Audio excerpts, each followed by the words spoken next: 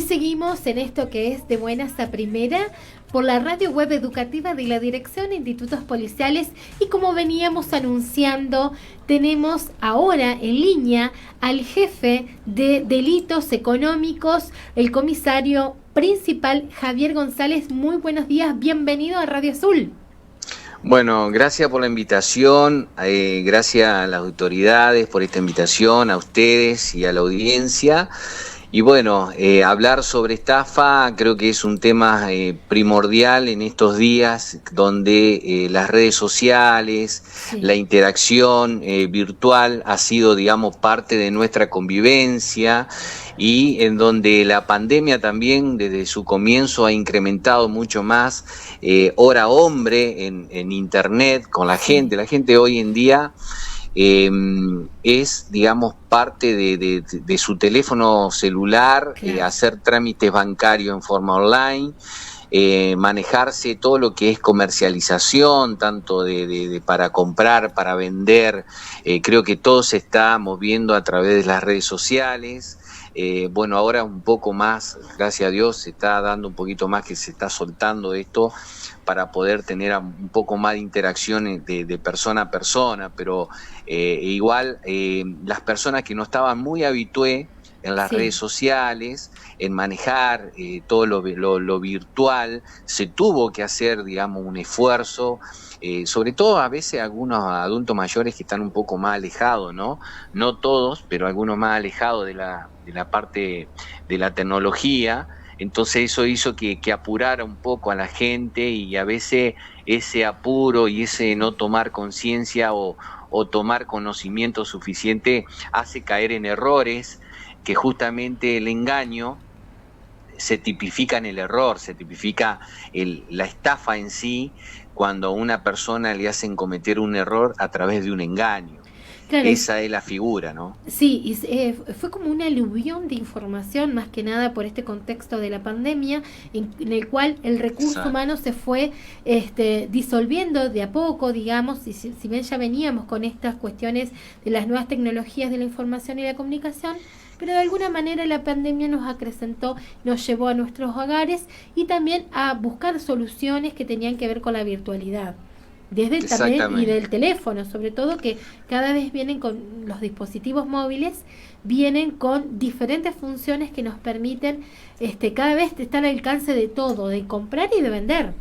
Sí, por supuesto. Ustedes sabrán que hay cada vez más aplicaciones para forma de pago, para cargar combustible, o sea, siempre hay aplicaciones, hay apps que facilitan la compra. Hoy con una imagen ya se está haciendo un débito de una cuenta bancaria a otra. O sea, hay muchas cosas en donde se ha facilitado, pero esta oportunidad y esta viabilidad que se hace en relación a la vida de cada uno también ha vulnerado.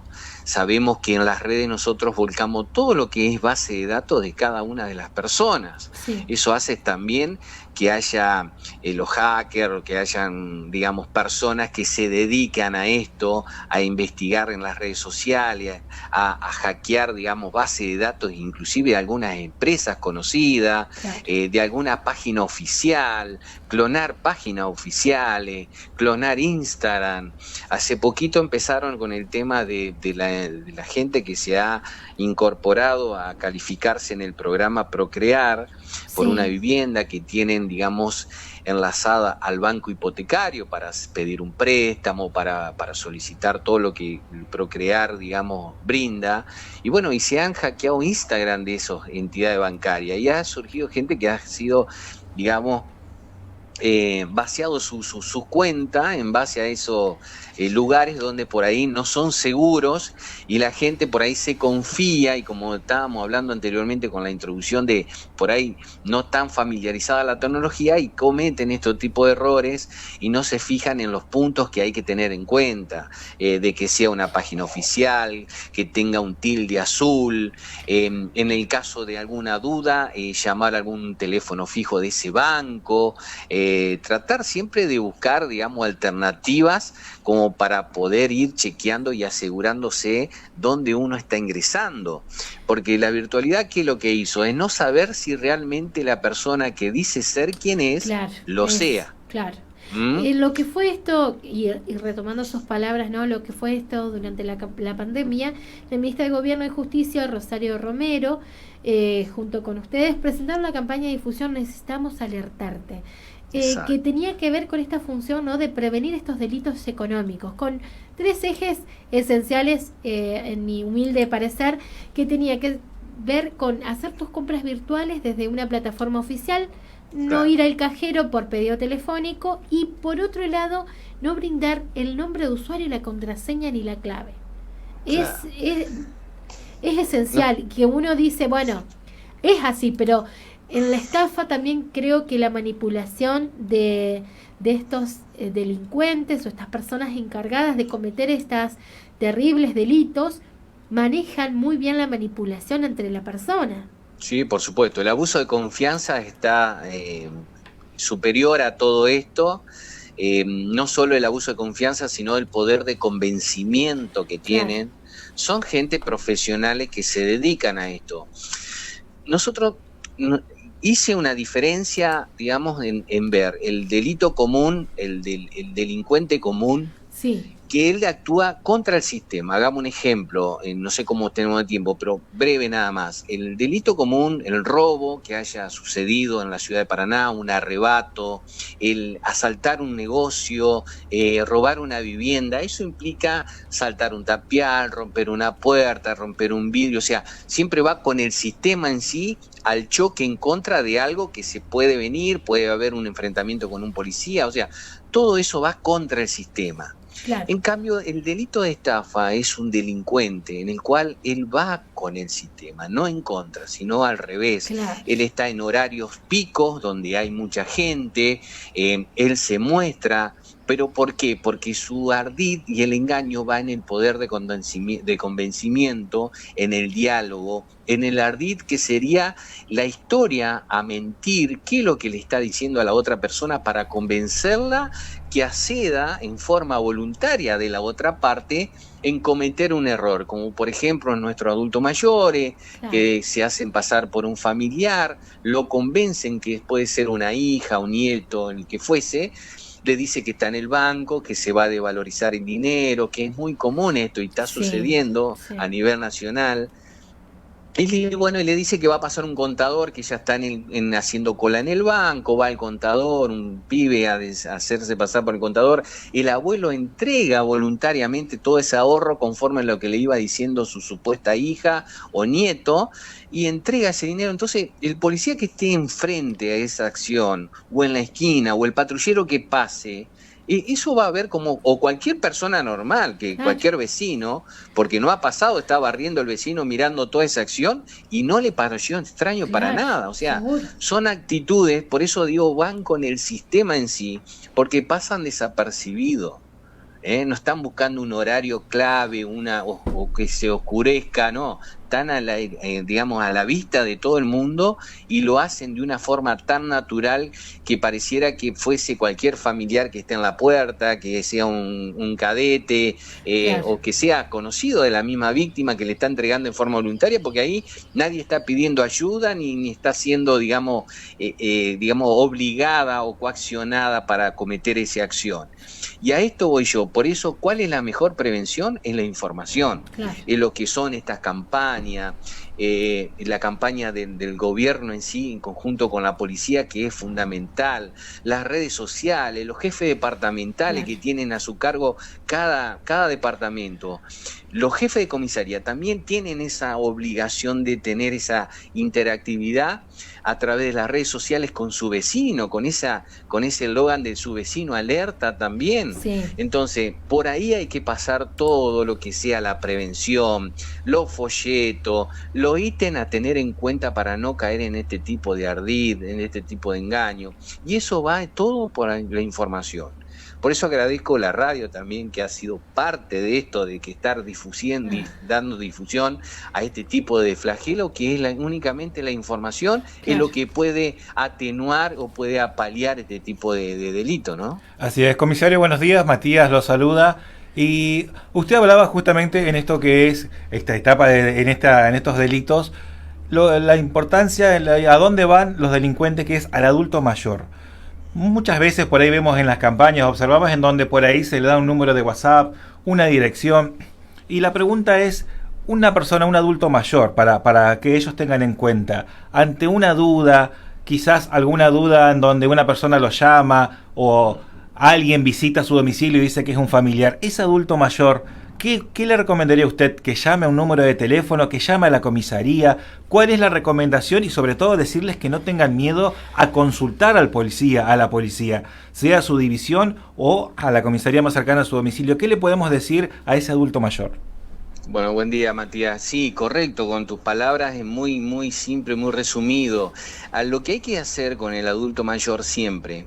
Nosotros hemos notado que la mayoría, en estadística, digamos, vamos personalmente a hablar con él, ¿no?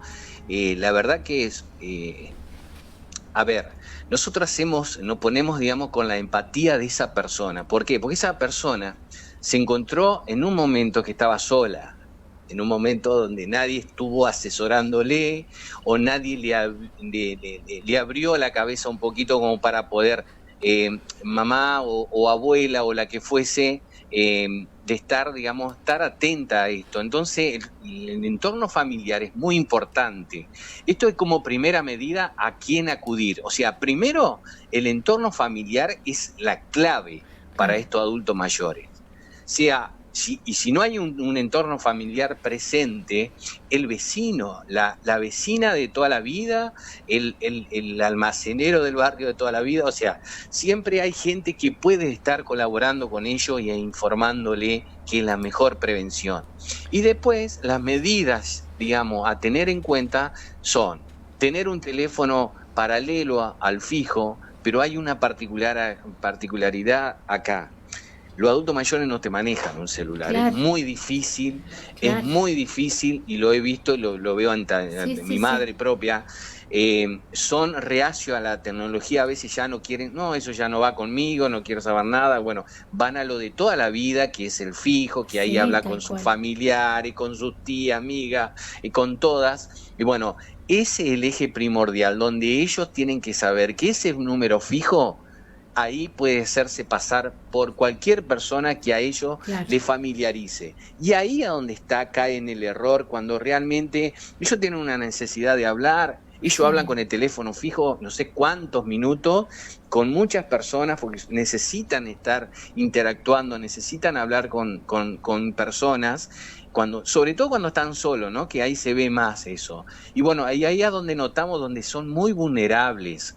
Entonces, lo que hay que hablarle a ellos es que cortar automáticamente, pero hay un peligro ahí cuando cortan ellos, de decir, bueno, no, que en el otro lado no han cortado todavía, y lo siguen manteniendo de línea. ¿Qué hace? ¿Quieren cortar al familiar o quieren llamar al 911? No. Levantan nuevamente enseguida el tubo y están en línea los mismos los mismos denunciantes. Claro. O sea, eso lo hemos comprobado. Entonces, cuando van a dar aviso, se están haciendo pasar por esa persona quien está dando aviso. Claro. Entonces, lo que hay que hacer es cortar, salir afuera, en el caso, si ve que no sigue en línea a las otras personas, hablar a un vecino, decirle, mirá, llamame al 911, que se haga presente un móvil, o alertar que se haga presente delito económico. Nosotros ya tenemos un protocolo con 911 que interactuamos automáticamente, ellos ya nos pasan el número del damnificado y automáticamente ahí nos conectamos con ellos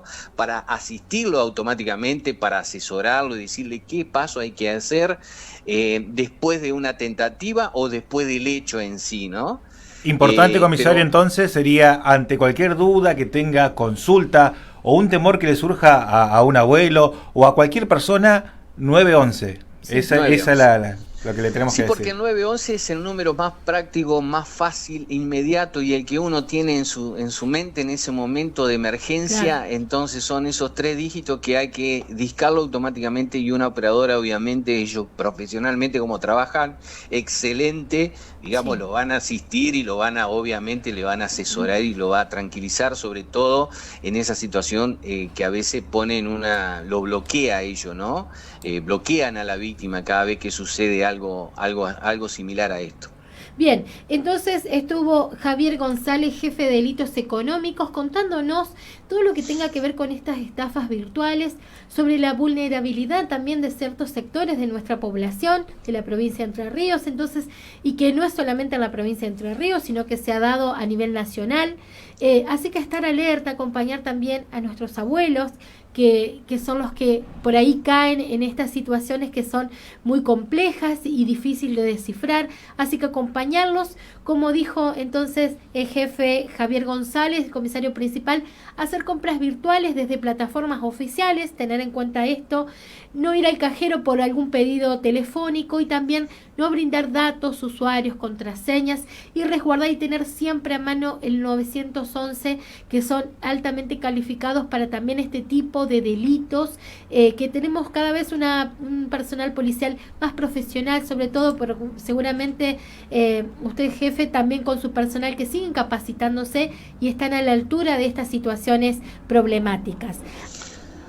Sí, desde ya, gracias por esta información y obviamente están acá en la división también se están haciendo cursos de criptomoneda, que son temas virtuales en el cual la gente también cae en este tipo de engaño, invierten su dinero en las criptomonedas y van a veces a algunas cuentas donde creen que van a poder disponer de ese dinero y tienen una base, digamos, ya establecida en el cual no es tan así, entonces vienen a denunciar y bueno, hay que explicarle Claro. cómo son, porque compran acciones y bueno, es a nivel mundial todo esto y bueno, hay que estar a la altura de las circunstancias, ¿no?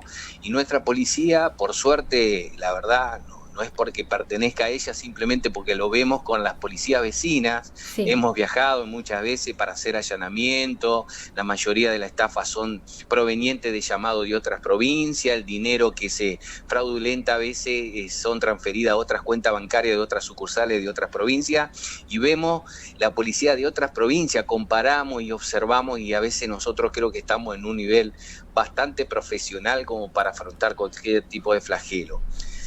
Pero bueno, después iremos a dar, después con algún tiempo, otra oportunidad, algunos ítems a tener en cuenta, pero no se olviden lo primordial, que la clave de una persona, las claves personales, es la misma persona, es la que brinda a veces en forma errónea e involuntariamente y siendo convencida, digamos, por los estafadores, es uno mismo. Así que a tener en cuenta eso, siempre digo como un ejemplo, ¿no? Dar nuestros datos es como dar la llave del domicilio a un desconocido, claro, entonces, claro, de su casa. Entonces eso es digamos, una base primordial a tener en cuenta este tipo de hechos, ¿no? Comisario, una última pregunta. Si hay alguna persona que está escuchando el programa o va a escuchar la entrevista, por ejemplo, si no quieren llamar por teléfono, no acuden al 911 y le ha pasado alguna situación de estas, ¿esa persona puede acercarse allí a la división también a exponer su denuncia? Por supuesto, nosotros estamos tomando en un promedio diario entre 10, 11 y 12 denuncias diarias. Claro. La gente por lo general a veces no quiere ir a la comisaría porque le ve un tema muy, muy personal al tema de estafa y hay cosas que por ahí las personas tiene una particularidad el estafado, ¿no?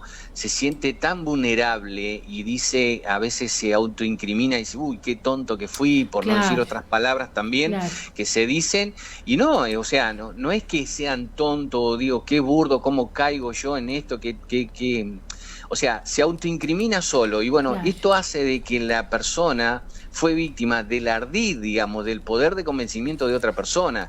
Es psicológico, porque hemos visto personas que han sido desconfiadas hasta de su propia sombra, lo digo así, y han caído igual.